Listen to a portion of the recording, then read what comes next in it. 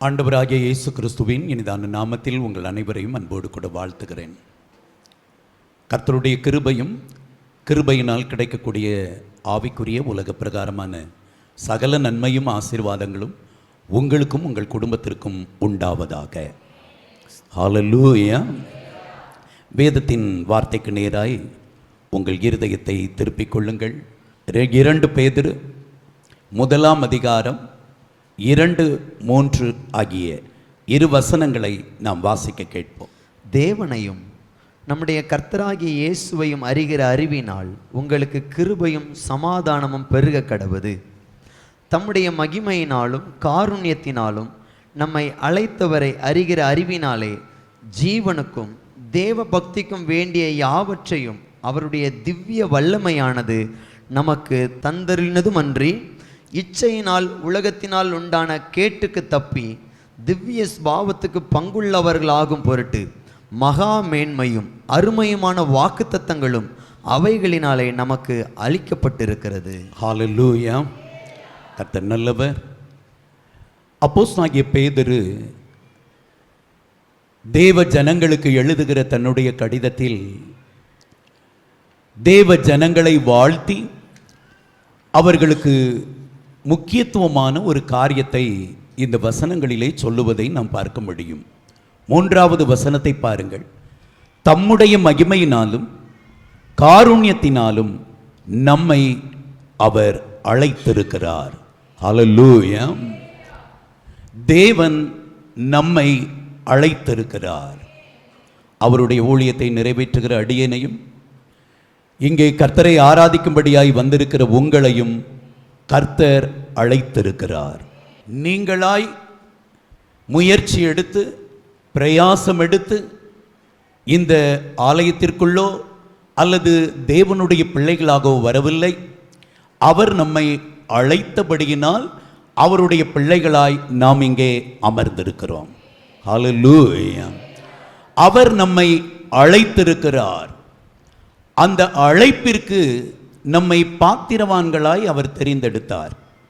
ரோமருக்கு எழுதின நிருபத்தில் 8 அதிகாரத்தில் அவர் தெளிவாய் சொல்லுகிறார், எவர்களை முன்னறிந்தாரோ அவர்களை முன் குறித்தார், எவர்களை முன் குறித்தாரோ அவர்களை அழைத்தார், எவர்களை அழைத்தாரோ அவர்களை நீதிமான்களாக்கினார், எவர்களை நீதிமான்களாக்கினாரோ அவர்களை மகிமைப்படுத்தி இருக்கிறார். ஹல்லேலூயா. ஹல்லேலூயா. அழைத்தவர் நம்மை மகிமைப்படுத்துவார். மகிமைப்படுத்துவதற்காகவே அவர் நம்மை அழைத்திருக்கிறார். கர்த்தருடைய பிள்ளைகள், இந்த இடத்தில் பேதுருவும் அதைத்தான் சொல்லுகிறார். தம்முடைய மகிமையினாலும் காருண்யத்தினாலும் நம்மை அழைத்தவர் நமக்கு எதையெல்லாம் தருகிறார் என்றால், அவரை அறிகிற அறிவினாலே ஜீவனுக்கும் தேவ பக்திக்கும் வேண்டிய யாவற்றையும் தந்தருளுகிறார். ஹல்லேலூயா. இந்த உலகத்தின் வாழ்வுக்கும் தேவனோடு வாழ்கிற வாழ்வுக்கும் வேண்டிய சகல நன்மைகளையும் அவர் நமக்கு தருகிறார். தருவதற்காகவே அழைத்திருக்கிறார். ஹல்லேலூயா. ஒருவேளை இந்த ஆராதனையில் வந்திருக்கிற நீங்கள் உலக பிரகாரமான ஏதோ ஒரு காரியத்தில் தோற்று போன நிலையில் அல்லது உடைக்கப்பட்ட நிலையில் வேதனையோடு வந்திருப்பீர்கள் என்றால் உங்களை உற்சாகப்படுத்தும்படியாய் ஒரு காரியத்தை சொல்லுகிறேன். உங்களை அழைத்தவர் உங்களை ஜெயமடைய பண்ணுவார். ஹல்லேலூயா. காரணம், அழைத்தவர் சும்மா அழைக்கவில்லை. அவர் உங்களை ஏதோ சும்மா என் பின்னாக வா என்று சொல்லி இப்படியாய் அவர் அழைக்கவில்லை. அவர் எப்படி அழைத்தார் என்றால், மகிமையினாலும் காருண்யத்தினாலும் அழைத்தார். ஹல்லேலூயா. அன்பினாலும் வல்லமையினாலும் உங்களை அழைத்திருக்கிறார். உங்களை அழைத்தவரிடத்தில் உங்கள் மீது அன்பு இருக்கிறது. உங்கள் மீது பாசம் கொண்டு உங்களை அழைத்தார். உங்கள் மீது அன்பு கொண்டு உங்களை அழைத்திருக்கிறார். அது மட்டுமல்ல, உங்களுக்கான யாவற்றையும் செய்வதற்கு அவரிடத்தில் வல்லமை இருக்கிறது. ஹல்லேலூயா. அது இந்த உலக வாழ்வுக்கான காரியங்களாய் இருந்தாலும் சரி, அல்லது உங்கள் ஆவிக்குரிய தேவனுக்கும் உங்களுக்கும் இருக்கிற அந்த மறு உலக வாழ்வுக்கான காரியமாய் இருந்தாலும் சரி, அவை எல்லாவற்றையும் உங்களுக்கு தந்தருளுவதற்கு அவர் வல்லமையினாலும் அன்பினாலும் உங்களை அழைத்திருக்கிறார். பக்கத்தில் இருக்கிறவங்களை பார்த்து சொல்லுங்க, நம்மை அழைத்தவர் அன்பினாலும் வல்லமையினாலும் அழைத்திருக்கிறார். ஹல்லேலூயா. ஆமா, நம்ம சும்மா அழைக்கப்படலை. பலனற்ற ஒருவர் நம்மை அழைக்கவில்லை, பலமுள்ளவர் நம்மை அழைத்திருக்கிறார். யாரோ ஒருவர் நம்மை அழைக்கவில்லை, நம்மை நேசிக்கிறவர் நம்மை அழைத்திருக்கிறார். ஹல்லேலூயா. ஆகவே இப்போ நான் தனியாக அல்ல, என்னை அழைத்தவரோடு இணைக்கப்பட்டிருக்கிறேன். ஹல்லேலூயா. அழைக்கப்பட்ட அனைவரும் அவரோடு இணைக்கப்பட்டவர்கள். ஒருவேளை நீங்கள் உலக பிரகாரமாக என்னை நேசிக்கிறதுக்கு யாருமே இல்லை, என்னை யாருமே கண்டுக்க மாட்டேங்கிறாங்க, எனக்கு ஹெல்ப் பண்ணுறதுக்கும் யாரும் இல்லை, யாரிடம் போய் எதை கேட்டாலும் யாரும் தர்றதுக்கு இல்லை அப்படின்னு ஒருவேளை நீங்கள் இந்த உலகத்தை பார்த்து சோர்ந்திருப்பீர்கள் என்றால், உங்களுக்கு தெளிவான ஒரு சத்தியத்தை சொல்லுகிறேன். உங்களை அழைத்தவர் அன்பினால் அழைத்தபடியினால், அவருடைய வல்லமையோடு உங்களை அழைத்தபடியினால், அவர் உங்களோடு கூட எக்காலத்திலும் இருப்பார், எல்லாவற்றையும் செய்வார். ஹல்லேலூயா. ஹல்லேலூயா. அழைத்தவர் உங்களோடு இருக்கிறார். அழைப்பிற்குள் அன்பும் இருக்கிறது, அந்த அழைப்பிற்குள் வல்லமையும் இருக்கிறது. ஆகவே அழைப்பு என்னை ஒருபோதும் தோற்று போக விடாது. ஆமென். நான் தேவனால் அழைக்கப்பட்டவன் என்கிற நம்பிக்கை உங்களுக்குள் இருக்கும் என்றால், இன்னொரு நம்பிக்கையை சேர்த்துக் கொள்ளுங்கள், என் வாழ்க்கையில் எக்காலத்திலும் நான் ஜெயிப்பேன். ஹல்லேலூயா. ஹல்லேலூயா. பேதுரு அதைத்தான் தெளிவாய் எழுதுகிறார். 4வது வசனத்திற்கு வருவீர்கள் என்று சொன்னால், இச்சையினால் உலகத்தில் உண்டான கேட்டுக்கு தப்பி திவ்ய ஸ்பாவத்துக்கு பங்குள்ளவர்களாகும் பொருட்டு மகா மேன்மையும் அருமையுமான வாக்குத்தத்தங்களும் அவைகளினாலே நமக்கு அளிக்கப்பட்டிருக்கிறது. ஹல்லேலூயா. அழைத்தவர் வாக்குத்தத்தங்களை நமக்காய் ஏற்படுத்தி வைத்திருக்கிறார். ஆபிரகாமை அழைக்கும் பொழுது வாக்கு கொடுத்து அழைத்தார்.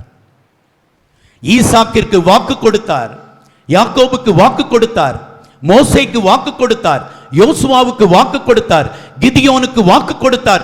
ஒவ்வொருவரையும் அழைக்கும் பொழுது வாக்குத்தத்தங்களை கொடுத்து அழைத்தார். நீங்கள் புதிய ஏற்பாட்டு பகுதிக்கு வருவீர்கள் என்றால், அங்கேயும் அவர்களுக்கும் வாக்குத்தத்தங்களை கொடுத்தார். பேதுருவை பார்த்து சொன்னார், மீன்களை பிடித்துக் கொண்டிருக்கிற நீ மனுஷரை பிடிப்பாய், இந்த கல்லின் மேல் என் சபையை கட்டுவேன், பாதாளத்தின் வாசல்கள் மேற்கொள்வது இல்லை. பவுலை அழைத்தார், அழைக்கும் பொழுதே வாக்கு கொடுத்தார், ராஜாக்களையும் பிரஜாதிகளையும் உன் மூலமாய் நான் ரட்சிப்புக்குள் கொண்டு வருவேன். ஹல்லேலூயா. அழைக்கப்பட்டவர்களை உங்களுக்குள் வாக்குத்தத்தங்கள் இருக்கிறது. ஹல்லேலூயா.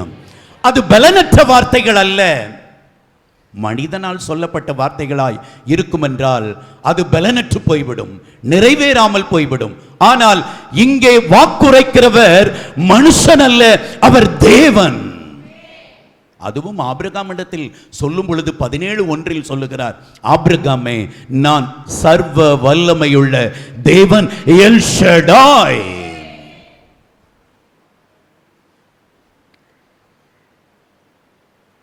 அவர் நடத்துவார்.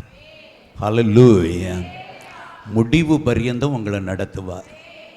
உங்கள் குடும்ப பிரச்சனை, உங்கள் கைகளின் பிரயாசத்தில் இருக்கிற குறைவுகள், உங்கள் வீட்டிற்குள் இருக்கிற ஏதோ ஒரு போராட்டம், அல்லது பேதுரு சொல்வது போல இச்சையினால் வரக்கூடிய உலகத்தின் கேடு, பாவமான காரியங்கள், பரிசுத்தத்தை விரும்பி அதை பெற்றுக்கொள்ள முடியாமல் இருக்கிற போராட்டங்கள், எல்லாவற்றிலும் அழைத்தவர் உங்களை ஜெயம் எடுக்க வைப்பார்.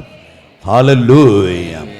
ஆனால் ஒன்று, அழைப்பிற்கு பங்குள்ளவர்களாய் வாழ்ந்து காட்டுங்கள். ஹalleluya. அழைத்தவர் உண்மையுள்ளவர், அவருடைய அன்பு உண்மையானது, அவருடைய வல்லமை ஒரு நாளும் குறைந்து போகாது, அவருடைய வாக்குறுதிகள் ஒருபோதும் மாறாது. நீங்கள் மாறாதவர்களாய் இவரோடு இணைந்து நிற்பீர்கள் என்றால் இங்கேயும் ஜெயிப்பீர்கள், அங்கேயும் ஜெயிப்பீர்கள். ஹalleluya, ஹalleluya. மோசேயை குறித்து வேதத்தில் இப்படியாய் சொல்லப்பட்டிருக்கிறது. அப்போஸ்தலர் நடபடிகள் 7ஆம் அதிகாரம் அதனுடைய 20வது வசனத்திற்கு உங்கள் வேத புத்தகத்தை திறந்து கொள்ளுங்கள். 7ஆம் அதிகாரம் அதனுடைய 20வது வசனத்தை எடுத்து பாருங்கள். அதிலே அந்த வசனமானது இப்படி ஆரம்பிக்கிறது. வாசிக்க கேட்போம்.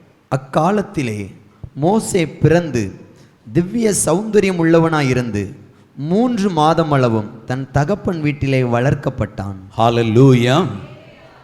அந்த வசனத்தின் ஆரம்ப வார்த்தை பாருங்கள். அக்காலத்திலே. அக்காலத்திலே, எக்காலத்தில், எந்த காலத்தில் மோசே பிறந்தார் என்று சொல்லி நீங்கள் பார்ப்பீர்கள் என்றால், யாத்திராகமம் 1க்கு நீங்கள் வேத புத்தகத்தை திருப்புவீர்கள் என்றால் அது ஒரு கொடுமையான காலம், மகா நெருக்கத்தின் காலம். எகிப்து தேசத்தில் இஸ்ரவேல் ஜனங்கள் மிகுதியாய் பலுகி பெருகினார்கள். யாத்திராகமம் 1:7 அப்படியாய் சொல்லுகிறது. அவர்கள் மிகுதியாய் பலுகி ஏராளமாய் பெருகி பலத்திருந்தார்கள். அவ்வளோ ஒரு பெருஞ்சாதிக்காய் பெருங்கூட்டமாய் மாறினார்கள். அவர்கள் பெருகியது மாத்திரமல்ல, பலத்திருந்தார்கள், பலவான்களாய் இருந்தார்கள். அது மட்டுமல்ல, யாத்திராகமம் 1:7 சொல்லுகிறது, தேசம் அவர்களால் நிறைந்தது. ஒரு அந்நிய தேசத்தில், ஒரு அடுத்த தேசத்தில் பரதேசியாய் வாழ்வுக்காக போனவர்கள் அந்த தேசத்தில் மெஜாரிட்டி ஆயிட்டாங்க. மைனாரிட்டியா இருந்தவர்கள் இப்பொழுது மெஜாரிட்டியா மாறிட்டாங்க. கொஞ்சமாய் சென்றவர்கள் இப்பொழுது மிகுதியும் பழுகி ஏராளமாய் பெருகி பலத்தவர்களாய் மாறினார்கள். எகிப்தில் இருக்கிறவனை காட்டிலும் பலவான்களாய் இருந்தார்கள். எகிப்தில் இருக்கிற ஜனங்களை காட்டிலும் ஏராளமாய் பெருகினார்கள். இதை பார்க்கிறான் எகிப்தின் ராஜா பார்வோன். அவனுக்குள்ளே ஒரு எண்ணம் வருகிறது. 2 காரியத்தை முடக்கணும்னு பார்த்தான். ஒன்று, இந்த ஜனங்களை பெருக விடக்கூடாது. பெருகிக் கொண்டிருக்கிற இந்த எபிரேய ஜனங்களை பெருக விடக்கூடாது. இன்னொன்று, இந்த தேசத்தை விட்டு இவர்களை வெளியே விட்டுவிடவும் கூடாது. இவர்களை வைத்தே என் காரியங்களை சாதிக்க வேண்டும். யாத்திராகமம் 1:10 அவனுடைய தந்திரமான வஞ்சக வேலை அங்கே சொல்லப்பட்டிருக்கிறது. 2 காரியங்களை செய்ய ஆரம்பிக்கிறான். ஒன்று, பெருக்கத்தை தடுக்கிறான். இன்னொன்று, அடிமைத்தனப்படுத்தி வாழணும், அவர்களை அடிமைத்தனத்திலே வைத்துக் கொள்ள வேண்டும் என்று விரும்புகிறான். கர்த்தருடைய பிள்ளைகளே, இன்றும் இப்படிப்பட்ட ஆவிகள் பலருடைய வாழ்க்கையிலும், உலக பிரகாரமான காரியங்களிலும் ஆவிக்குரிய காரியங்களிலும் விருத்தி அடைந்து மேலே வந்துவிடக் கூடாதபடிக்கு பலவிதமான தந்திரங்களை பிசாசானவன் செய்கிறான். இந்த இஸ்ரவேல் ஜனங்கள், இந்த எபிரேய ஜனங்கள், இவர்கள் பெருகிக் கொண்டே இருப்பது பார்வோனுக்கு பயங்கர ஒரு எரிச்சலை கொண்டு வருகிறது. ஆகவே அவன் முதலாவது ஆயுதத்தை எடுக்கிறான். கொடுமையான வேலை, கடினமான வேலைகளை கொடுக்கிறான்.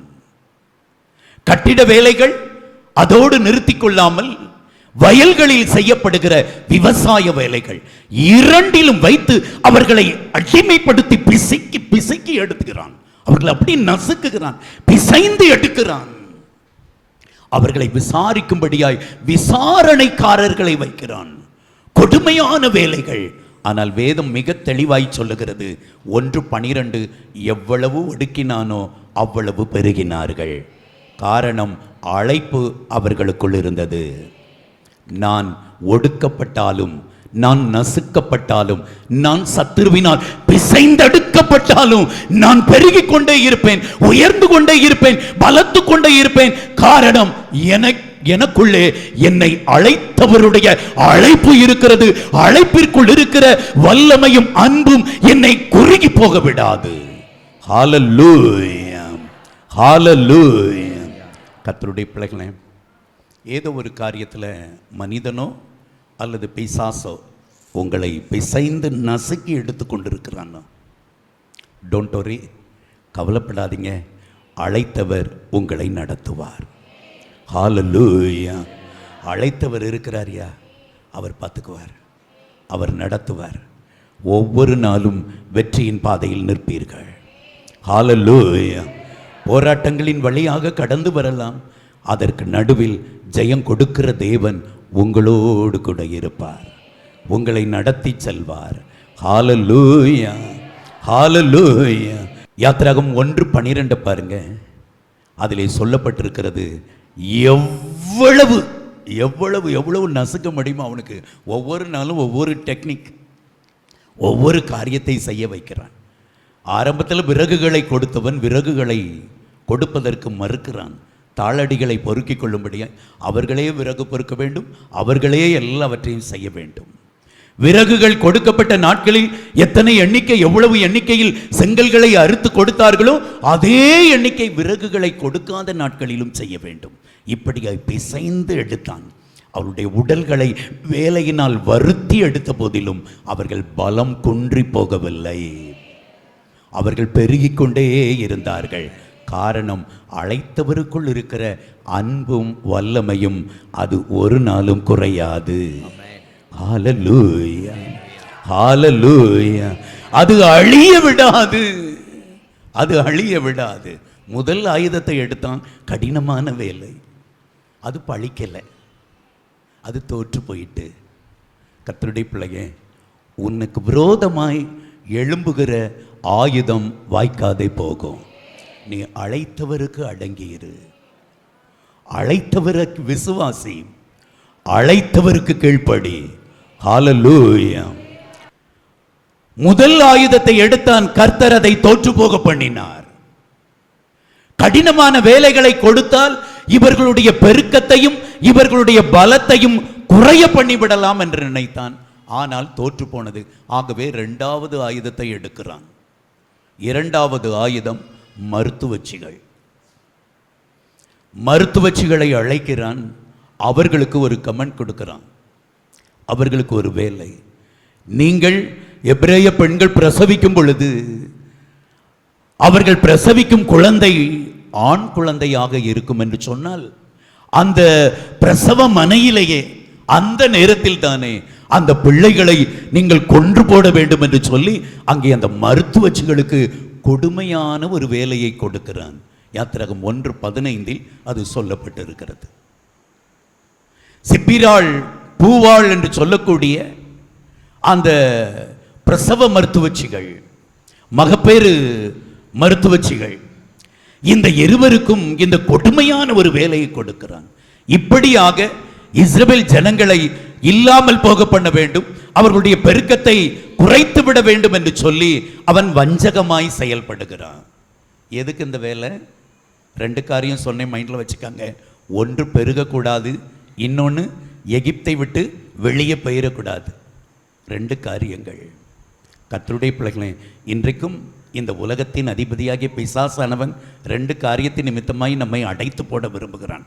ஒன்று, நாம் கர்த்தருக்குள் வளர்ந்து விடக்கூடாது, தேவ பிரசன்னத்தில் நாம் இன்னும் பலவான்களாய் மாறிவிடக்கூடாது. இன்னொன்று, பாவத்தில் நம்மை அடைத்து வைத்து பரிசுத்தத்திற்கு நேராய் நாம் பயணித்து விடக்கூடாது என்பதற்காகத்தான் பிசாசானவன் இன்றைக்கு உங்களுக்கும் எனக்கும் எதிரியாய் இருக்கிறான். அவன் எதிரி எதுக்கு தெரியுமா? எதிரி இதற்குத்தான் அவன் எதிரி. ஆமா, இதுதான் அவனுக்கு பிடிக்காத ஒரு காரியம். ஆமா, பரிசுத்தமாய் வாழக்கூடாது, பாவம் என்கிற அடிமைத்தனத்திலே இருக்க வேண்டும், தேவனுடைய வல்லமையை பெற்று தேவ பிரசன்னத்தில் கர்த்தருக்காக எழும்பக்கூடாது. இதுதான் அவனுடைய முதல் குறிக்கோள். வியாதியை கொண்டு வர்றது, பணம் இல்லாமல் போக பண்றது, இதெல்லாம் அது அடுத்த கட்டம். அது முக்கியமா இருந்தா எல்லாருமே கஷ்டப்பட்டுட்டு இருந்திருக்கணும். அவைகளை ஆராதிக்கிறவர்கள் நன்றாய் தான் இருக்கிறார்கள், அதுக்கெல்லாம் அவன் எதிரி கிடையாது. முதல் எதிரி, அவனுடைய முழு குறிக்கோள் என்னவென்றால், நீ பாவத்திலிருந்து வெளியே வந்துடக்கூடாது, தேவனுடைய வல்லமையை பெற்று அவருடைய பாத்திரமாய், அவருடைய மகனாய் மகளாய் எழும்பி விடக்கூடாது. இதுதான் அவனுக்கு முதல் காரியம். இரண்டாவது பட்டயத்தை எடுக்கிறான். பிரசவமனையில் ஆண் பிள்ளைகளை கொலை செய்ய வேண்டும். இந்த மருத்துவச்சிகள் தேவனுக்கு பயந்ததினால் அவர்கள் தங்களுக்கு கொடுக்கப்பட்ட வேலையை செய்ய மறுக்கிறார்கள். பார்வோன் அழைக்கிறான், நீங்கள் செய்கிற வேலை என்ன? அவங்க 2 பேரும், சிப்பிராள் பூவாள் 2 பேரும் சொல்றாங்க, ஐயா, எகிப்திய பெண்கள் மாதிரி அல்ல, எபிரேய பெண்கள் பலவான்கள். ஹல்லேலூயா, ஹல்லேலூயா. அவங்க பலத்தெல்லாம் ஒடுக்கணும்னு சொல்லி ட்ரை பண்ணுற மனுஷங்கிட்ட போய் இவங்க 2 பேரும் ஒரு ரிப்போர்ட் கொடுக்குறாங்க. எபிரேய ஆண்கள் மாத்திரமல்ல, எபிரேய பெண்களும் பலவான்கள் தான். ஹல்லேலூயா. அவர்கள் பலசாலிகள். நாங்கள் செல்வதற்கு முன்பாகவே அவர்கள் பிரசவித்து விடுகிறார்கள் என்று தேவனுக்கு பயந்து ஒரு பொய்யை மாற்றி சொல்லுகிறார்கள். 2வது ஆயுதமும் தோற்று போனது. ஆகவே 3வது ஆயுதத்தை கையில் எடுக்கிறான். அழிக்க வேண்டும், நசுக்க வேண்டும், இல்லாமல் போக வேண்டும், பலம் குன்றி போக வேண்டும், அடிமைத்தனத்திலே வைக்க வேண்டும் என்று நினைத்து அவன் 3வது காரியத்தை செய்கிறான். ஆண் குழந்தைகளை எல்லாம் நைல் நதியிலே, எகிப்தில் இருந்த பிரம்மாண்டமான அந்த பெரிய நதியில் தூக்கி போட வேண்டும் என்கிற அந்த கொடூரமான வேலையை செய்யும்படியாய் அவன் எபிரேய ஜனங்களுக்கு அவன் கட்டளை கொடுக்கிறான். கர்த்தருடைய பிள்ளைகளே, ஆகவே பிறந்த ஆண் குழந்தைகளை எல்லாம் பெற்றெடுத்த உடனே அதனுடைய பெற்றோர்கள் நைல் நதியிலே தூக்கி எறிந்தார்கள். அந்த காலத்தில், இப்படிப்பட்ட கொடிய காலத்தில் தான் மோசே பிறந்தான். மோசே பிறந்த காலம் ஆண் பிள்ளைகள் எல்லாம் நதியில் தூக்கி எறிந்து கொல்லப்பட வேண்டும். ஆனால் இவன் தேவனால் அழைக்கப்பட்டவனாய் இருந்தபடியினால் அந்த மரணத்திலிருந்து அவனை அவர் தப்புவித்தார். பைபிள் சொல்லுது, மோசே பிறந்தப்போ அதனுடைய தாய் அந்த பிள்ளையை பார்த்த பொழுது அது அழகுள்ள பிள்ளை என்று கண்டாள். அந்த குழந்தை ரொம்ப அழகாக இருந்ததுனால அவளால் கொல்ல முடியலை. நான் சொல்கிறேன், அழகுலாம் இல்லை, கர்த்தருடைய அழைப்பு உள்ளே இருந்தது. ஹல்லேலூயா. ஆமாம், ஆண்டவருடைய அழைப்பு உள்ளே இருந்தபடியினால் அந்த மோசேயை அந்த மரண அழிவிலிருந்து கர்த்தர் தப்புவிக்கும்படியாய் எல்லா பிள்ளைகளையும் தூக்கி எறிகிறாங்க. பக்கத்து வீட்டில், பக்கத்து தெருவில் இருந்த அத்தனை பேர் பிள்ளைகளை பெற்றெடுத்து நதியிலே தூக்கி எறியும் பொழுது இவள் மாத்திரம் துணிச்சலாய் 3 மாதங்கள் ஒளித்து வைத்து வளர்க்கிறாள். ஹல்லேலூயா, ஹல்லேலூயா. யாத்ராகமத்தின் புத்தகம் 2ஆம் அதிகாரம் 2வது வசனத்தின் கடைசி லைன் இப்படியா முடிது, 3 மாதம் ஒளித்து வைத்தாள். ஹல்லேலூயா, ஹல்லேலூயா. கர்த்தருடைய பிள்ளைகளை, நீங்களும் நானும் கிறிஸ்துவாகிய அவருடைய மறைவில் ஒளித்து வைக்கப்பட்டிருந்தபடியினால் நாம் அழிக்கப்படவில்லை. ஹல்லேலூயா. இந்த தாயானவள் இந்த குழந்தையை தன் வீட்டிற்குள்ளாய் ஒளித்து வைத்திருந்தார். வெளியில் எல்லாம் மரண அலை, வெளியில் மரண வாடை. ஆனால் இவளோ இந்த பிள்ளையை ஒளித்து வைத்தாள். காரணம், அழைத்தவருடைய அந்த அபிஷேகம் அந்த பிள்ளைக்குள் இருந்தது. ஹல்லேலூயா, ஹல்லேலூயா. அதனால தான் ஒரு பக்தன் இப்படியே பாடுறாரு, என்னை அழைத்தவரே என்றும் நடத்துவீரே, உம்முடைய கரம் இருக்க எனக்கு பயம் இல்லை. ஹல்லேலூயா. ஆமாங்க, 3 மாதம் ஒழிச்சு வச்சு அவள் வளர்க்குறான்னா அன்னைக்கு பார்வோனின் சட்டத்தை மீறி வளர்த்தாள். பயம் இல்லை, பார்வோனுக்கு தெரிஞ்சா கொண்டு போட்டுருவான். ஆனால் சட்டத்தை மீறி அவள் அந்த பிள்ளையை வளர்க்கிறாள். கர்த்தருடைய பிள்ளைகளை, நீங்களும் நானும் இந்த உலகத்தின் வல்லமையினால் அழிந்து விடாதபடிக்கு இயேசு என்கிற அந்த மறைவுக்குள் கர்த்தர் நம்மை வைத்து பாதுகாத்தபடியினால் இங்கே நாம் அமர்ந்திருக்கிறோம். ஹல்லேலூயா, ஹல்லேலூயா. மரண அலையில் இருந்து அவர் நம்மை விலக்கி பாதுகாத்தாரே. எத்தனை மரண வல்லமைகள், எத்தனை வலைகள், கண்ணிகள், சுருக்குகள், எல்லாவற்றிற்கும் அவர் நம்மை விலக்கி பாதுகாத்தாரே. ஹல்லேலூயா. எல்லா குழந்தைகளையும், ஆண் குழந்தைகளை அந்த எகிப்தின் நைல் நதியில் தூக்கி எறியும் பொழுது இந்த குழந்தை மாத்திரம் 3 மாதங்கள் பத்திரமாய் அந்த வீட்டிற்குள் இருக்கிறது. 3 மாசம் அதுக்கு மேல இதை வளர்க்க முடியாது. இப்போ நைல் நதியில் தூக்கி போடணும். இவ பிளான் பண்ணுறா, என்ன பண்ணலாம், என்ன பண்ணலாம். இந்த குழந்தையை தப்பு வைக்கும்படியாய் அழகான ஒரு நாணல் பெட்டியை செய்து அதுக்கு கீழ் பூசுகிறாள். வேதம் தெளிவாய் சொல்லுகிறது, பிசினும் கீழும் பூசி அந்த பெட்டிக்குள்ளாக இந்த குழந்தையை வைத்து அந்த நதியில் உள்ள நாணல்கள் நிறைந்த இடத்தில் கொண்டு போய் வைத்தாள்.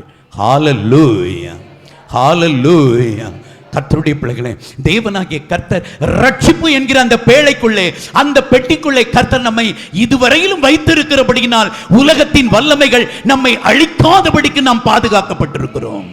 ஹல்லேலூயா, ஹல்லேலூயா. நாணலுக்குள்ளே கொண்டு வைக்கிறாள், நாணலுக்குள்ளே. கர்த்தருடைய பிள்ளைகளே, குளிக்க வர்றா பார்வோனின் குமாரத்தி இளவரசி, அவளோடு கூட அவளுடைய தாதிமார்களும் வருகிறார்கள். இவள் குளித்து கொண்டிருக்கும் பொழுது அவளுடைய தாதிமார்கள் எல்லாம் கரையோரத்தில் அங்கும் இங்குமாய் அவர்கள் உலாவிக் கொண்டிருக்கிறார்கள். ராஜகுமாரத்தி குளிக்கிறாள். யாராவது அந்த பகுதியில் நடமாடிவிடக்கூடாது, ஆண்கள் வந்துவிடக்கூடாது என்பதை கண்காணிக்கும்படியாக இந்த தாதிமார்கள் எல்லோரும் அங்கும் இங்குமாய் அவர்கள் உலாவி வருகிறார்கள். அப்பொழுதுதான் அதிலே ஒரு தாதி கண்டுபிடிக்கிறாள், அங்கே நாணலுக்குள்ளே இருந்த அந்த பெட்டியை. பார்த்த உடனே அந்த பெட்டியை இளவரசி இவளும் பார்க்கிறாள். அந்த பெட்டியை எடுத்து வந்து திறந்து பார்க்கிறார்கள். எபிரேய பிள்ளை, எபிரேய ஆண் குழந்தை இங்கே தூக்கி கொண்டு இந்த இளவரசி நினைத்திருந்தாள், அன்றே அந்த குழந்தையை அந்த நதியில் தூக்கி போடு அப்படின்னு சொல்லி போட்டிருந்திருக்கலாம். ஆனால் வேதம் மிக தெளிவாய் சொல்லுகிறது, அந்த குழந்தையின் மீது அவளுக்கு இரக்கம் உண்டானது. ஹல்லேலூயா. அப்பனுக்கு இல்லாத இரக்கம் மகளுக்கு வருதியா? காரணம் என்னன்னா, அதுதான் அழைப்பிற்குள் இருக்கிற மகிமை. ஹல்லேலூயா, ஹல்லேலூயா. தகப்பனுக்கு இல்லாத இரக்கம் மகளுக்கு வருது. அப்பா அத்தனையும் தூக்கி வீசுடா அப்படிங்கிறான். எகிப்தின் நதிக்குள் எல்லா ஆண் குழந்தைகளையும் போடணும்னு சொல்லும் போது அவனுடைய பிள்ளை, அவனுடைய மக பார்க்கிறா. அந்த குழந்தையை பார்த்த உடனே பைபிள் மிக தெளிவா சொல்லுது, அந்த குழந்தையின் மீது அவள் இரக்கமுற்றாள். ஹல்லேலூயா. அதை கொல்றதுக்கு அவளுக்கு மனசு வரல. என்ன பண்ணா தெரியுமா? அந்த குழந்தையை வளர்க்கும்படியான ஒரு செட்டப்பை உண்டாக்குறாள். அந்த குழந்தையை வளர்க்கும்படியா இங்கே மிரியாம் ஓடுகிறாள். இந்த குழந்தையை வளர்க்கிறதற்கு ஒரு எபிரேய தாயை கொண்டு வருகிறேன் என்று சொல்லி பிள்ளையின் தாயையே கொண்டு போய் விடுகிறாள். அவள் இந்த பிள்ளையை வளர்த்து 10வது வசனம் சொல்லுகிறது, பார்வோனின் அரண்மனையில் கொண்டு போய் விட்டாள். ஹல்லேலூயா. எந்த அரண்மனையில் கொல்லப்பட வேண்டும் என்கிற சட்டம் இயற்றப்பட்டதோ அதே அரண்மனையில் கொண்டு போய் உயிரோடு விடப்பட்டான். ஹல்லேலூயா. அழைப்பு எனக்கு எதிரான சட்டங்களை அழித்து போடும்.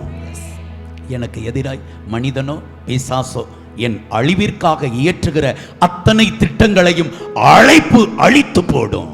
காரணம், என் தேவன் என்னை அழைத்த அழைப்புக்குள் அவருடைய அன்பும் வல்லமையும் நிறைந்திருக்கிறது. அவருடைய அழைப்புக்குள்ள அவ்வளோ மகிமை இருக்குங்க.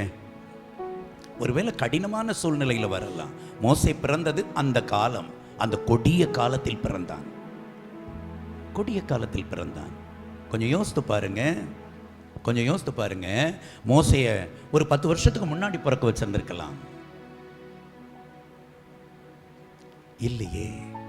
அதே காலத்தில், அந்த கொடிய காலத்தில் பிறக்க வைத்து அழைப்பு என்றால் என்ன, அழைப்பின் வல்லமை எப்படிப்பட்டது என்பதை நமக்கெல்லாம் கற்றுத்தரும்படியாகத்தான் அந்த காலத்தில் அவன் பிறந்தான். ஹல்லேலூயா. அக்காலத்தில், அந்த கொடிய காலத்தில் பிறந்த போதிலும் எங்கே சட்டம் இயற்றப்பட்டதோ அந்த இடத்தில் அவன் வளர்க்கப்பட்டான். ராஜகுமாரனாய் வளருகிறான். ஹல்லேலூயா. இவனை தான் அழிக்கணும், இவனை தான் நசுக்கணும், இவனை தான் அடிமையா வைக்கணும்னு நினைச்சா அங்கதான் அவன் ராஜாவா வளருகிறான். ஹல்லேலூயா. ஆமாங்க, பார்வோன் என்ன பிளான் பண்ணான்? எபிரேய ஜனங்கள் எல்லாரும் அடிமையாகவே வாழணும், அவங்க சுதந்திரமா இருக்கக்கூடாது. சதா காலமும் தன்னுடைய வேலையை செய்து, தன்னுடைய பணியை செய்து அவர்கள் நசுங்கி போன நிலையில் வாழணும். ஆனா இவன் இளவரசனாய் அரண்மனையில் ராஜகுமாரனாய் வளர்ந்து வருகிறான். காரணம் அழைப்பு. பிசாசு கொடுக்கிற நசுக்கங்கள், அவன் கொடுக்கிற நெருக்கங்கள், அவனால் வரக்கூடிய உபத்திரவங்கள் நம்மை சேதப்படுத்த முடியாது. ஆமாங்க, உங்களை எவ்வளோ அடிமைத்தனத்திற்குள் வைக்க வேண்டும் என்று சொல்லி சத்துரு பிரயத்தனம் எடுத்தாலும் அவைகளை எல்லாம் அவருடைய அழைப்பானது மாற்றி அமைக்கும். ஹல்லேலூயா, ஹல்லேலூயா. ஆண்டவரை பார்த்து சொல்லுவோமா, ஆண்டவரே நீர் என்னை அழைத்திருக்கிறீர், என்ன நடத்துவீங்கப்பா, என்ன நடத்துவீங்க. பிசாசு என்ன அடிமைத்தனப்படுத்தணும்னு நினைச்சாலும் நான் அடிமையாவது இல்லை, நான் அடிமைப்பட்ட வாழ்க்கை வாழ்வது இல்லை. என்னை வெளியே கொண்டு வருவீங்க ஆண்டவரே, என்னை வெளியே கொண்டு வருவீங்கப்பா. காரணம், என்னை அழைத்தவர் என்னோடு கூட இருக்கிறார். பார்வோன் எவ்வளோ பிளான் பண்ணானோ, எவ்வளோ நசுக்கினானோ அவ்வளவு அதிகமாய் அவர்கள் பெருகினார்கள். கர்த்தர் உங்களை மேல் எழும்ப பண்ணுவார். ஒன்றே ஒன்று, அழைப்புக்கு பாத்திரவான்களாயிருங்கள். அழைத்தவர் வகுத்து கொடுத்த பாதையில் நில்லுங்கள், அழைத்தவரை சார்ந்து நில்லுங்கள், அழைத்தவரோடு இணைந்திருங்கள். கர்த்தருடைய பிள்ளைகள், ராஜகுமாரனாய் அந்த எகிப்தில் பார்வோனின் அரண்மனையில் வளர்ந்து வருகிறான். ஆனால் இவனுக்கு ஒன்று தெரிந்து விட்டது, நான் எகிப்திய அரண்மனையில் இருந்தாலும் நான் எபிரேயன். ஹல்லேலூயா. உலகத்தின் பாவங்களுக்குள், உலகத்தின் வல்லமைக்குள் நாம் வாழ்ந்து கொண்டிருந்தாலும் ஒன்றை அறிந்து கொள்ளுங்கள், நாம் இவ்வுலகத்தார் அல்ல. ஆமென், ஹல்லேலூயா. அவனுக்குள் ஒரு தெளிவான ஒரு எண்ணம் இருந்துச்சு, இந்த எகிப்திய அரண்மனையில் நான் வாழ்ந்தாலும் நான் எகிப்தியன் அல்ல, நான் எபிரேயன். ஹல்லேலூயா. அதை கண்டுபிடித்ததுனால அவன் ஒரு நாள் புறப்படுகிறான், தன் ஜனங்களை சந்திக்கும்படியாக, தன்னுடைய ஜனங்களை சந்திக்கும்படியாக அவன் புறப்படுகிறான். 11வது வசனம், யாத்ராகமம் 2ஆம் அதிகாரம் அதனுடைய 11வது வசனத்தை பாருங்க. மோசே பெரியவனான காலத்தில் அவன் தன் சகோதரரிடத்தில் போனான். யார்கிட்ட போறான்? யார்கிட்ட போகிறான்? சகோதரரிடத்தில். எகிப்தின் அரண்மனையில் இருக்கிறவர்கள் அல்ல, இந்த ஜனத்தோடு அல்ல, என்னுடையவர்கள், என் சகோதரர்கள் இருக்கிற இடத்திற்கு செல்லுகிறேன் என்று அவர்களுடைய எல்லைக்குள் அவன் போகிறான். அங்கு போகும் பொழுது அங்கே ஒரு காரியம் நடக்கிறது. தன் சகோதரராகிய எபிரேயரில் ஒருவனை ஒரு எகிப்தியன் அடிக்கிறதை கண்டான். எகிப்தியன் ஒருவன் எபிரேயனை அடித்துக் கொண்டிருக்கிறான். ஒருவேளை அன்றைக்கு பார்வோனால் நியமிக்கப்பட்ட விசாரணைக்காரர்கள் அல்லது ஆளோட்டிகளாக இருக்கலாம். அடித்துக் கொண்டிருக்கிறான். அடித்த உடனே அவர்களை அந்த காரியத்தை பார்த்த உடனே இவனுக்குள் மனம் குமுறுகிறது. அந்த எகிப்தியனை கொன்று மண்ணுக்குள் புதைத்து வைத்து விடுகிறான். வெளியே தெரிய விடாமல் அந்த காரியத்தை செய்து விடுகிறான். இந்த காரியத்தை செய்தவுடனே இவனுக்குள் ஒரு எண்ணம் தலை தூக்குகிறது. என் சகோதரர்கள், என் ஜனங்கள் தங்களுக்கு என்னை ஒரு இரட்சகனாய் பார்ப்பார்கள், தன்னை அப்படியாக ஏற்படுத்திக் கொள்வார்கள் என்று நினைத்தான். என் சகோதரர்கள் தன்னை தங்களுக்கு ஒரு இரட்சகனாய், உதவிக்காரனாய் என்னை நினைத்துக் கொள்வார்கள் என்று நினைத்தான். ஆனால் அந்த ஜனங்களோ அவனை அப்படி அறியவில்லை. இரண்டாவது ஒரு நாள் வருகிறான். இன்றைக்கு எபிரேயனும் மோதிக்கொண்டிருக்கிறார்கள். இவன் வருகிறான், நீங்கள் சகோதரர்கள், ஏன் இப்படி மோதிக்கொள்ளுகிறீர்கள் என்று அங்கே அவர்களுக்கு மத்தியில் குறுக்காக நின்று அவர்கள் சண்டையிடுகிற அந்த நேரத்தில் அவர்கள் இருவருக்கும் நடுவாக நின்று பேசிக் கொண்டிருக்கும் பொழுது அங்கே 2 பேரில் ஒருவன் துடுக்காக கேட்கிறான், எங்கள் மேல் உன்னை அதிகாரியாகவும் நியாயாதிபதியாகவும் ஏற்படுத்தினவன் யார்? யாத்ராகமம் 2:14 அவன் அப்படி கோபமா ஆக்ரோஷமா கேட்கிறான். மோசே நினைத்தான், இந்த எகிப்தியனை கொன்றதின் நிமித்தமாய் என் ஜனங்கள் என்னை ஏற்றுக்கொள்வார்கள், ஒரு தலைவனாய் ஒரு இரட்சகனாய் என்னை நினைத்துக் கொள்வார்கள் என்று நினைத்தான். ஆனால் அவர்களோ அப்படி எடுக்கவில்லை, அறியவில்லை. தவறான புரிந்து கொள்ளுதல் மோசையின் மீது விழுந்தது.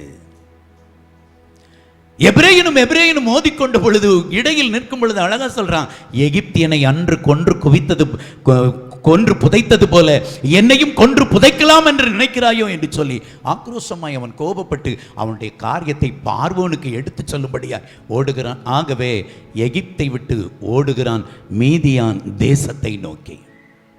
மீதியான் தேசத்தை நோக்கி ஓடுகிறான். கர்த்தருடைய பிள்ளைகளே, ஆண்டவராகிய கர்த்தர் மோசேயின் வாழ்க்கையில் அழைப்பு அழியாது என்பதை நிரூபணம் செய்யும்படியாய் அந்த மீதியான் தேசத்திற்கு அந்த மோசேயை தேடி அவர் புறப்பட்டு போனார். ஹல்லேலூயா, ஹல்லேலூயா. அழைப்பு, அதற்குள் அன்பு இருக்கிறது. அழைப்பு, அதற்குள் வல்லமை இருக்கிறது. ஒருவேளை இந்த எகிப்தின் காரியங்கள் எல்லாவற்றையும் விட்டுவிட்டு இனி எகிப்தியர்களாவது எபிரேயர்களாவது யாரு எக்கேடு கட்டு போகட்டும் ஒரு மனநிலையில் நான் தப்புவித்தால் போதும், நான் உயிர் பிழைத்தால் போதும் என்று சொல்லி அந்த எகிப்தை விட்டு மீதியான் தேசத்திற்கு ஓடி அங்கே ஒரு துறவண்டையில் போய் உட்கார்ந்திருக்கிறான். யாத்திராகமம் 2:15 கடைசி வரி அப்படியே சொல்லுகிறது. துறவண்டையிலே உட்கார்ந்திருந்தான். அந்த துறவண்டையில் உட்கார்ந்து எங்கேயோ பிறந்து எங்கேயோ வளர்ந்து இப்போ எங்கேயோ வந்து நிற்கிறேனே, என் வாழ்க்கை, என்னுடைய ஃபியூச்சர், என்னுடைய எதிர்காலம் என்னவாகுமோ என்கிற கேள்விக்குறியோடு அந்த துறவண்டையில் அமர்ந்திருந்தான். ஒருவேளை உங்களுடைய எதிர்காலத்தை குறித்த பல கேள்விகளோடு அல்லது கலக்கத்தோடு, சந்தேகத்தோடு, பயத்தோடு வந்திருப்பீர்கள் என்றால் நீங்கள் அழைக்கப்பட்டவர்களாய் இருக்கிறபடியினால் அழைத்தவர் உங்களை நடத்துவார். ஆமென், ஹல்லேலூயா. கர்த்தருடைய பிள்ளைகளே, இப்போ வரைக்கும் மோசேக்கும் தேவனுக்கும் எந்த உரையாடலும் இல்லை. 40 வயதில் எகிப்தை விட்டு ஓடி வருகிறான் மோசே. இந்த துறவண்டையில் உட்கார்ந்திருக்கிற பொழுது அவனுக்கு வயது 40 வயதான நிலையில் எதிர்காலத்தை குறித்த ஒன்றுமே இல்லாமல் எங்கு செல்வது, என்ன செய்வது, யாரிடத்தில் போவது என்பது புரியாமல் ஒரு அனாதையை போல அந்த துறவண்டையில் உட்கார்ந்திருக்கிறான்.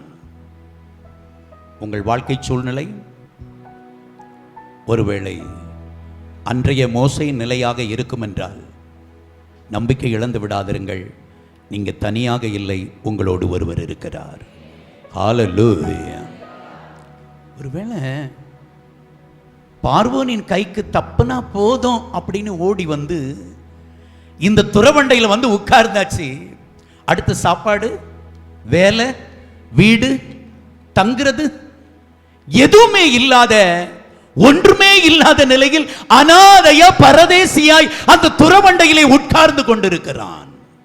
ஆனால் அழைத்தவர் அவனுக்கான காரியத்தை அழகா செப்பரேட்டா சூப்பரா ஏற்படுத்தி கொடுத்தார். ஹல்லேலூயா.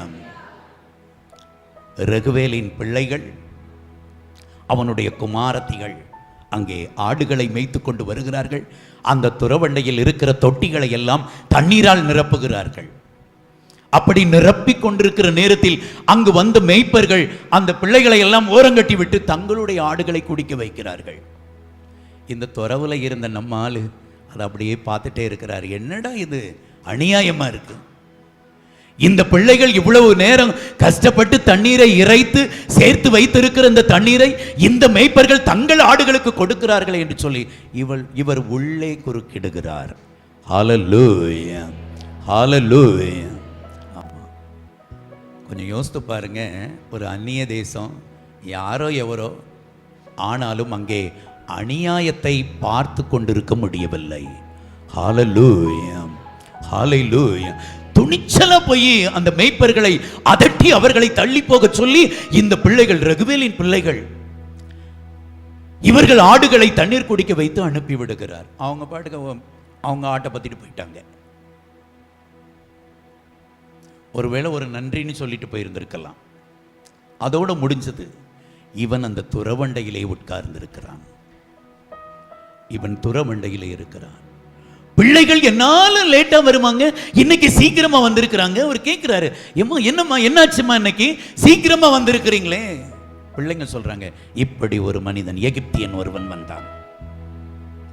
மோசேயை ரெகுவேலின் பிள்ளைகள் எபிரேயனாய் பார்க்கவில்லை, எகிப்தியனாய் பார்த்தார்கள். காரணம், அவன் எகிப்தின் அரண்மனையில் வாழ்ந்ததுனால அவனுடைய ட்ரெஸ்ஸு, அவனுடைய முகபாவனை, அவனுடைய பேச்சுக்கள், அவனுடைய எல்லா ஸ்டைலிஷும் அப்படியே ஒரு எகிப்தியனாய் மாறியிருந்தான்.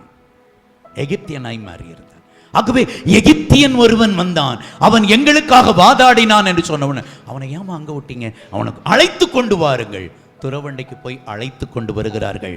இந்த ரெகுவேல் எத்திரோ என்று சொல்லக்கூடிய இந்த நபருடைய வீட்டில் கர்த்தர் அவனுக்கானதை ஏற்படுத்தி கொடுத்தார். ஹல்லேலூயா, ஹல்லேலூயா. எதேச்சையா தற்செயலா நடந்த ஒரு காரியம் அவனுடைய வாழ்க்கையின் அடுத்த அத்தியாயத்திற்குள் கொண்டு போவதற்கு காரணமாய் அமைந்தது. ஒரு காரியத்தை உங்களிடத்தில் அழுத்தம் விடுகிறேன். ஒரு அழைக்கப்பட்ட தேவ பிள்ளையினுடைய வாழ்க்கையில் நடக்கிற அனைத்தும் தேவ தீர்மானத்தின்படியே நடக்கிறது. ஒருவேளை அது கஷ்டமாக இருக்கலாம், உங்கள் வாழ்க்கையில் நீங்கள் சந்திக்கிற பிரச்சனை ஒருவேளை அது மிகுந்த ஒரு வேதனையான காரியமாக இருக்கலாம், உங்களுக்கு பிடிக்காத ஒன்றாய் இருக்கலாம்.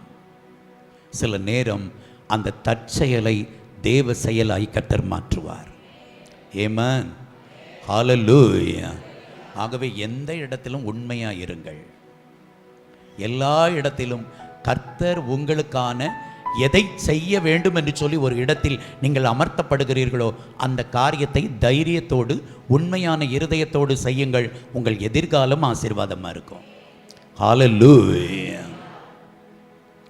எதிர்பாராத விதமாய் நடந்த காரியம், ரெகுவேலின் பிள்ளைகள் கொண்டு வந்த ஆடுகளுக்காக, ரெகுவேலின் பிள்ளைகளுக்காக அந்த மேய்ப்பர்களிடத்திலே வாதாடி அவர்களுக்கு அந்த காரியத்தை தண்ணீர் காட்டுகிற வேலையை செய்து கொடுத்தது எதிர்பாராததாயிருந்தாலும் தேவன் அந்த காரியத்தை அனுமதித்திருந்தார். இல்லைன்னா அவரை எங்கேயாவது ஒரு மரத்தடியில் உட்கார வச்சிருப்பாரு. கரெக்டாக அந்த துறவண்டையில் கொண்டு போய் உட்கார வைத்தது தேவ சித்தம். ஆமென், ஹல்லேலூயா, ஹல்லேலூயா. தேவனால் அழைக்கப்பட்டவர்கள் எங்கே இருந்தாலும் அது தேவ சித்தத்தின்படியே நடக்கிறது. சில நேரம் நீங்க வாழ்க்கையில கடந்து வருகிற பாதையில் சந்திக்கிற பிரச்சனைகள், ஒருவேளை இது தேவ சித்தம் தானா, இது தேவ சித்தம் இல்லையா, நான் கடந்து வருகிற பாதை, செய்கிற வேலைகள், அப்படிப்பட்ட ஒரு மனக்குழப்பத்தோடு இருப்பீர்கள் என்றால் அழைக்கப்பட்டவர்கள் வாழ்க்கையில் நடக்கிற அனைத்தும் தேவ செயலே. அங்கே தற்செயலுக்கு இடமில்லை. காரணம், அங்கே அவர்களோடு ஒருவர் பயணித்து கொண்டிருக்கிறார். ஹல்லேலூயா. அழைக்கப்பட்டவன் செல்லுகிற இடமெல்லாம் அழைத்தவர் உடன் செல்லுகிறவராயிருக்கிறார். ஆமா, 3 மாதம் அந்த எபிரேய வீட்டுக்குள்ள இருக்கும்போது கர்த்தர் அங்க இருந்தார். அதனால தான் யாரும் காட்டி கொடுக்க முடியல. நைல் நதியில் அந்த நாணல் பெட்டிக்குள்ள வச்சு அந்த நாணலுக்குள்ளே கொண்டு வைத்த பொழுது அங்கே கர்த்தர் இருந்தார். அதனால தான் அந்த இளவரசியின் கண்களில் இரக்கம் கிடைத்தது. அழைக்கப்பட்டவன் எங்கு சென்றாலும் அழைத்தவர் உடன் இருக்கிறார். ஹல்லேலூயா. நீங்கள் கடந்து வருகிற நெருக்கடியான கண்ணீரான இந்த பாதையில் கர்த்தர் உங்களோடு இருக்கிறார். அவர் உங்களை நடத்தி கொண்டிருக்கிறார். அந்த துறவுல அவன் அமைதியாய் உட்கார்ந்திருந்தது தேவ செயலாகவே இருந்தது. ரெகுவேலுக்கு மருமகனாகிறான். சிப்போராள் என்கிற பெண்ணுக்கு கணவராகினான். 2 பிள்ளைகளை கர்த்தர் கொடுக்கிறார். ஹல்லேலூயா. வயது 80 ஆகிவிட்டது. 80 வயசு வரைக்கும், இப்போ வரைக்கும் அவருக்கும் தேவனுக்கும் எந்த உரையாடலும் இல்லை. மாமனார் வீட்டில் மாமனாருடைய ஆடுகளை மேய்த்து அதன் மூலமாய் வருகிற வருமானத்தை கொண்டு தன்னுடைய குடும்பத்தை நடத்தி கொண்டிருந்த பொழுதுதான் அவனுடைய மைண்ட் செட்டப் எல்லாம் மீதியான் தேசம், தன்னுடைய மனைவி, தன்னுடைய பிள்ளைகள், தன்னுடைய குடும்பம், மாமனார், இப்படியே அமைந்திருக்கிற நேரத்தில் தான் கர்த்தர் மோசேயை சந்திக்கும்படியாய் அந்த சீனாய் மலையில் ஓரேப் என்கிற பர்வதத்தில் அவனை சந்திக்கும்படியாய் புறப்பட்டு வந்தார். ஹalleluya, ஹalleluya. 80 வயசு வரைக்கும் தான் கர்த்தரால் அழைக்கப்பட்டவன் என்பதை அறியாதிருந்த மோசே முதல் முறையாய் கண்டுபிடிக்கிறான். ஓரே பர்வதத்தில் நான் தேவனால் அழைக்கப்பட்டவன். ஹalleluya, ஹalleluya. கர்த்தருடைய பிள்ளைகளே, நீங்களும் நானும் தாயின் கருவறையில் இருக்கும் பொழுதே தேவனால் அழைக்கப்பட்டவர்கள். தேவன் நம்ம இப்போ இல்லை, நம்ம ரட்சிக்கப்பட்டது இந்த 2026, 2000, 2003, 2010, 2015 ரட்சிக்கப்பட்டிருக்கலாம். இந்த சபைக்கு வந்தது நீங்க இப்போ வந்திருக்கலாம். ஆனால் உங்களை அழைத்தவர் எப்போ அழைத்தார் தெரியுமா?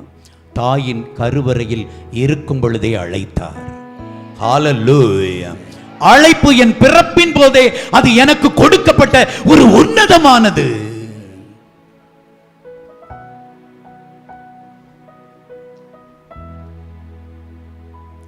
தமஸ்குவுக்கு சீஷர்களை கொலை செய்யும்படியாய் புறப்பட்டு போனான் சவுல். தேவன் முதல் முறையாய் இயேசு சந்திக்கிறார். அங்கேதான் முதல் சந்திப்பு. ஆனா கலாத்தியருக்கு எழுதும் பொழுது பவுல் எழுதுகிறார், நான் தாயின் வயிற்றில் இருக்கும் பொழுதே என் தேவன் என்னை இந்த கனமான ஊழியத்திற்கு பிரித்தெடுத்தார். நான் தமஸ்குவுக்கு போகும்போது என்னை பிரித்தெடுத்தார் என்று சொல்லல. அவர் எப்படி சொல்லுகிறார் என்றால், நான் தாயின் கருவறையில் இருக்கும் பொழுது என்னை பிரித்தெடுத்தார். இங்கே வந்திருக்கிற சிறுவர்கள், வாலிபர்கள், சகோதரர்கள், சகோதரிகள், முதியவர்கள், நீங்கள் அனைவரும் உங்கள் தாயின் கருவறையில் இருக்கும் பொழுதே தேவன் உங்களை அழைத்திருக்கிறார். ஹalleluya.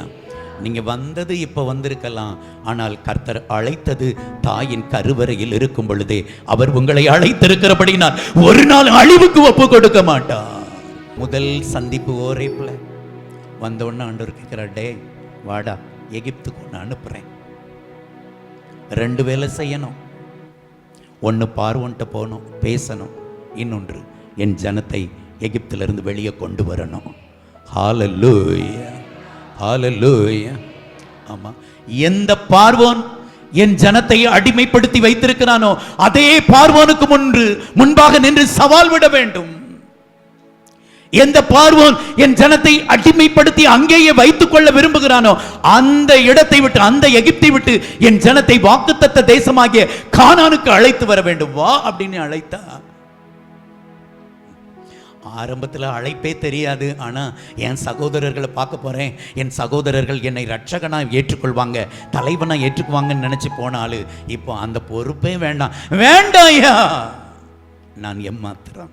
அவர் சொல்றாரு, நான் ஏமாத்துறேன், அதெல்லாம் எனக்கு முடியாது, அந்த வேலையெல்லாம் எனக்கு முடியாத வேலை. யாத்திராகம் 3:11 சொல்றாரு, நான் ஏமாத்துறேன், எனக்கு முடியாது. ஆண்டவர் அநேக அடையாளத்தை கொடுக்கிறாரு. உன் கையில் இருக்க கோலை கீழே போடு, அது பாம்பா மாறுது. உன் கையை மடியில போடு, குஷ்டரோகமாகுது. இந்த தண்ணீரை எடுத்து தரையில ஊற்று, ரத்தமா மாறும். எத்தனை அடையாளத்தை கொடுத்தாலும் மோசே சொல்லுகிறான், நான் ஏமாத்துறேன், எனக்கு முடியாது, நான் மாட்டேன். ஆனால் அழைத்தவர் தம்முடைய திட்டத்தை ஒரு மனிதனுக்குள் வைத்து விட்டார் என்றால் அதை நிச்சயம் நிறைவேற்றுவார். ஆமென், ஹalleluya. நான் வாக்கு வல்லவன் அல்ல, என்னால் சரியாய் பேச முடியாது, மந்த நாவு, எனக்கு பேச வராது, என்னை விட்டுருங்கய்யா. ஆரோனை தருகிறேன், அவன் உனக்கு வாயாய் இருப்பான். புறப்படும் இந்த கோலை கையிலை பிடி. கர்த்தருடைய வார்த்தைக்கு இணங்கி மீதியான் தேசத்தை விட்டு புறப்பட்டு வந்தான் மோசே.